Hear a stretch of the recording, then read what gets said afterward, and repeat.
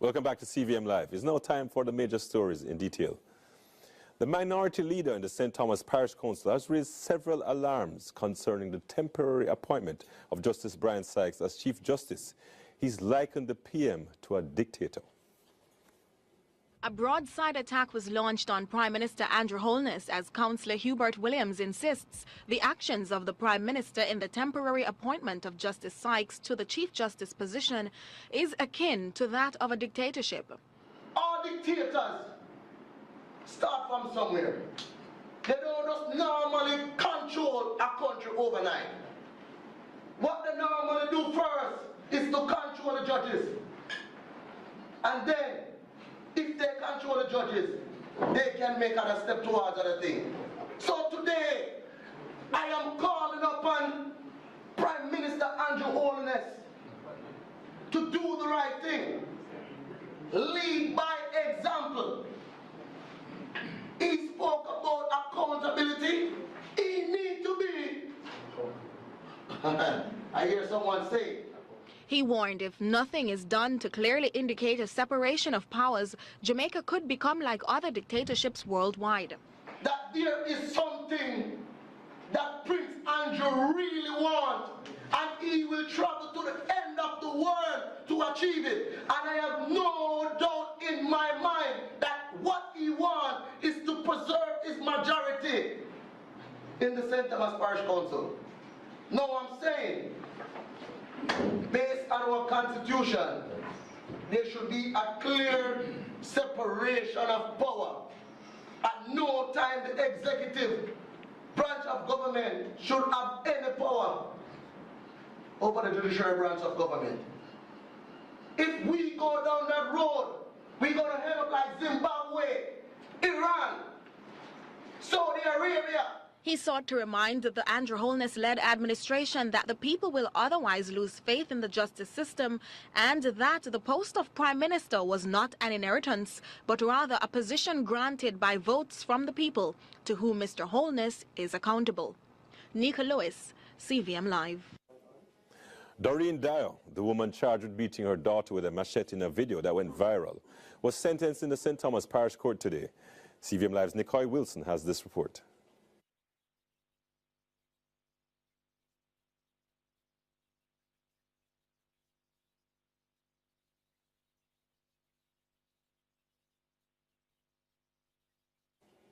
And we'll bring that story back later on in the program. Western Portland Member of Parliament Darrell Vaz and Food for the Poor has stepped in to assist ex-cop Lorenzo McClegon, who had served on the Jamaica Constabulary Force before being shot and left paralyzed. CVM Live's Khadija Thomas has this report. The Member of Parliament says Food for the Poor has committed to build a home for McClegon so he will be able to live in comfort. He says he was aware of the former cop's situation and plans will be made to facilitate a more mobile lifestyle for him, who served the country for 6 years. So I'm now at the moment discussing with his family the tenure of the land that they are housed on here, and there are some complications but nothing that cannot be overcome, and to make sure that we have the paperwork to satisfy the Food for the Poor. Vaz lauded the JCF that had brought the matter to his attention. He says they will be providing financial aid to support McClegon as the pension he has been receiving cannot sustain him. And we are more than prepared to give a compassionate grant from the Ministry of Labour and Social Security that can go from $50,000 to $100,000 depending on the assessment, and from the Ministry of Economic Growth and Job Creation a housing grant which can go probably up to $200,000, which will help to offset some of the preparation costs from Food for the Poor. Director of Housing for Food for the Poor, Craig Moss Solomon, says the organization is committed to delivering as promised. We've seen him in the papers, Right. and we have decided to come. We were requested to come, and we decided that this is something that we had to get involved in. So we've made an initial assessment, come and seen exactly what is the state of his current affairs, how he's living, and we are now going through the process of getting the proper documentation in order to start the process of bringing him back to help. Meanwhile, Member of Parliament Darrell Vaz says Mr. McGlagan will be sent to hospital for a comprehensive evaluation. Khadija Thomas, CVM Live. Could Taki be made a national hero? That was one of the concerns raised today in the Senate by opposition Senator Floyd Morris, who put forward a number of reasons the rebel slave should be elevated to this position. Nika Lewis reports. When the upper house met on Friday to revisit the act concerning the national heroes and other freedom fighters, it may have been a concern on many minds, but Senator Floyd Morris was not leaving anything to chance. He signaled the need for freedom fighter Taki to be made a national hero, something that many segments of society continue to suggest. I take note that in the listing of the different rebellions, the Morant Bay Rebellion and the Sam Sharp Rebellion and so forth, that all those individuals who led those rebellions have been elevated to national hero status, save and except for Taki. And I want to strongly urge at this time, without even any mention of any research that needs to be done or so forth, the mere fact that Taki fought for gallantly for our freedom, I think that he is deserving of being elevated to national hero. The opposition senator and St. Mary native went on to explain why he moved the motion to elevate the Akan freedom fighter Taki. As a St. Marian and one who St. Marian, yes, I firmly believe that he should be accorded national hero for Jamaica. If it is that we have elevated all those who have led the different rebellions to national hero status, let us complete the circle by adding Taki as a national hero. Nika Lewis, CVM Live. Persons continue to dump garbage along sections of Walton Park Road and the Chinese Cemetery, even though bins have been provided to dispose of their refuse. CVM Live's Khadija Thomas tells us more. It is a matter of deepening concern for the St. Andrews Southwestern Member of Parliament, Angela Brown-Burke, who says individuals refuse to use the garbage cans that were provided. Speaking with CVM Live at Jamona Basic School in Kingston on Friday, Brown-Burke says local agencies were invited to speak about issues within the communities, and she decided to take action in curbing the habit. What we have found is that individuals dump in the garbage cans, but they just dump right outside. What we have found, people who are constructing homes, they bring it and they dump it there. Commercial businesses actually just they might pay someone to dump it, whether it's a cokehead man, someone that is mentally ill, or even a child sometimes, and they give them a little money and they just come and they just dump it there. She says she's not satisfied with the garbage collection process and is calling for garbage collectors to implement workable schedules. Part of what happens too when you leave it outside is that individuals who are passing, they carry their dead animals and their other garbage and they drop it there, and eventually it gets full beyond its capacity and it then is in and around the bin itself. You know, so, and it becomes messy. We also have dogs and cats that sometimes, you know, will go in and create a problem as well. Brown-Burke says this will aid in improving the poor garbage disposal issue that exists. Khadija Thomas, CVM Live. And we return to an earlier story.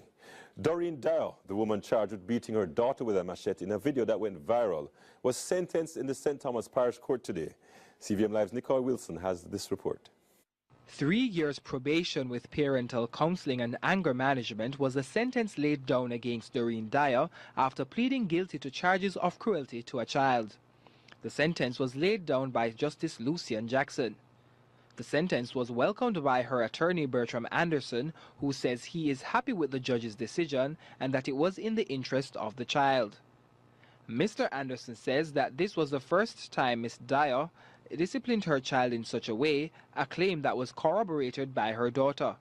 The virtual complainant indicated that this was the first time that her mother was disciplining her to such extent.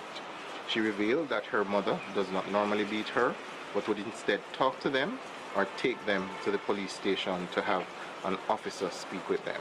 Mr. Anderson says that the report from Daya's daughter and the social inquiry report is what informed the judge's decision. CVM Live also spoke to Miss Daya, who indicated that she is eager to get back her children and who also told us about the difficulties she has been facing without them. I've been bad because so one time I'm in bed and my pressure take me, my friend next door have to come around and reach the pressure pill him and give me water. And me one sleep on night time, but from this happening, him stay with me. Miss Daya also shared with us what she plans to do if she regains custody of her children. To take care of my kids them. Forgot about father because me never have none from first. But just plan for them go further in an education where me never have. That me always tell them say I want to have what me never have in a life. And I would back at them people clock to have that. Nicoy Wilson, CVM Live. And we continue our probe series looking at youth football.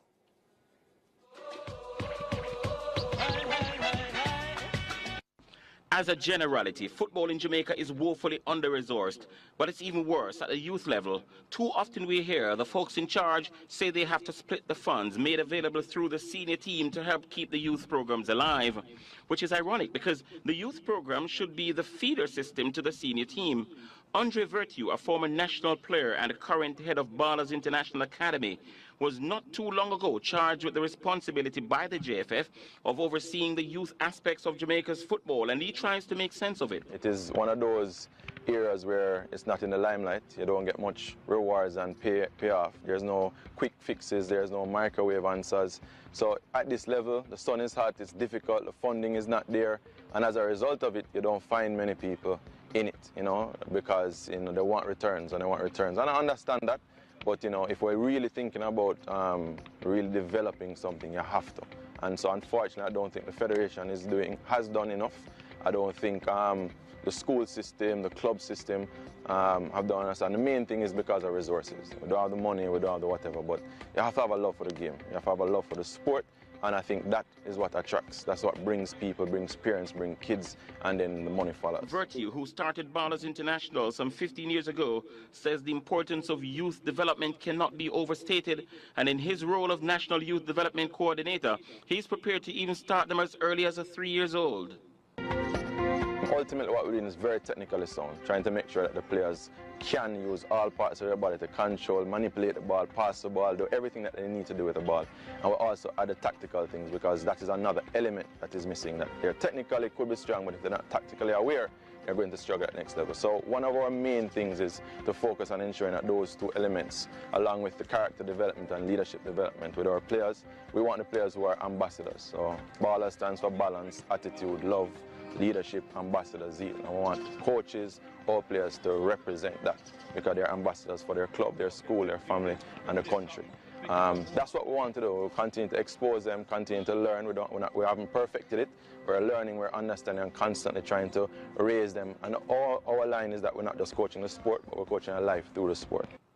And that brings an end to a week where we zoned in on all aspects of the youth game with players, administrators and coaches. And here's hoping we would have at the very least helped to advance the discussions that we really need to have if youth football in Jamaica is to be taken seriously. For the final time for CVM Probe, I'm Wayne Walker. Time now for regional and international news. Thanks, Richard. Now for regional news. In Guyana, a High Court judge has sentenced a 46-year-old pastor to 40 years in prison after he was found guilty of having sex with a minor 2 years ago. The mixed jury had found Pastor Andrew Hannibal guilty of committing the offense during the period January 29 to January 30, 2016. Hannibal was convicted of rape after the court heard that a sibling of the virtual complainant awoke and had discovered that the 15-year-old was not in her bed. In Bermuda, Bermuda has reversed marriage equality, with Governor John Ranking finally approving the Domestic Partnership Act 2017 that replaces same-sex marriage with domestic partnerships that can be entered into by both heterosexual and gay couples. Although gay marriage is no longer allowed in Bermuda or on Bermuda-registered cruise ships, same-sex couples already married under Bermuda law will maintain that status. Additionally, any overseas same-sex marriages taking place before the act took effect will also be recognized as marriages in the island and in Antigua. After 2 days behind bars on remand, an Antiguan pilot held in a drug bust at the V.C. Bird International Airport has been released on US $1.7 million bail. As part of his bail conditions, Colin Moraine had to surrender all his travel documents and will only be allowed to leave the country with the court's permission. He must also report to police headquarters daily. His case has been adjourned until April 25. The 31-year-old pilot had been denied bail when he first appeared in court on Monday, charged with possession and exportation of cocaine and being in concern with the supply of cocaine and drug trafficking. And in news in South Korea, U.S. Vice President Mike Pence has skipped a dinner at which he was due to share a table with North Korea's ceremonial head of state. Mr. Pence briefly encountered Mr. Kim, but they tried to avoid directly facing each other. The BBC has this update. With the opening ceremony comes the start of the Winter Olympics. After years of preparation, this South Korean mountain community has become the centre of the world, at least for a few weeks. Freezing temperatures and icy winds are thought to have made this the coldest games yet. But spectators who've flooded into the town don't seem overly concerned. Just hours before the opening ceremony was due to start, 45 Russian athletes and 2 coaches who'd been banned for doping lost their appeal to participate. Those Russians who are allowed to compete here will do so under the Olympic flag, and following any medals, the Olympic theme will be played. That's it for regional and international news. I am Nicole Wilson. Back to you, Richard. Thanks, Nicole. Those were our major stories for this evening, and News Live in 5 will come your way later on in the program. But straight ahead, our panel discussion. More calls for the Prime Minister to reverse his decision on the appointment of the acting chief.